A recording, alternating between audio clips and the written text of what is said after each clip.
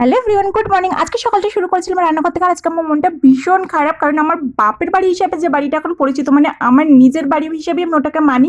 সেই বাড়িতে আমি নিজের হাতে বজরংবলী পুজো শুরু করেছিলাম, আর আজ বজরংবলী পুজো প্রচণ্ড যেতে ইচ্ছা করছিল, কিন্তু এই যে যাবার উপায় নেই, তাই আমি আমার শ্বশুরবাড়ি ঠাকুর ঘরে একটু বজরংবলী পুজো দিয়ে সেখানে কাছাকাছি একটা বজরংবলী মন্দির আছে, সেখানে চলে গেছিলাম আমি আর বড়বাবু। দেন মনটা যেহেতু খারাপ ছিল, আসার পথে বড়বাবু অনেকগুলো আইসক্রিম কিনে দিয়েছিল, আর এই যে বড়বাবু চলে গেল অফিস। দেন সন্ধ্যেবেলাতে আমি আবার একটু ছোট্ট করে মানে পুজো করেছিলাম, এই যে 9টা বাতি জেলে বজরংবলীর বই পড়ে। আর তার 2-3 দিন পর থেকে আমার ধুম জ্বর, মানে জ্বর কিছুতেই নামছে না। আর এই যে বড়বাবু পাশে থেকে আমার এতটা যত্ন নিয়েছে যে কি বলবো, মানে ভীষণ মন খারাপ করছিল, বিশেষ করে মায়ের জন্য।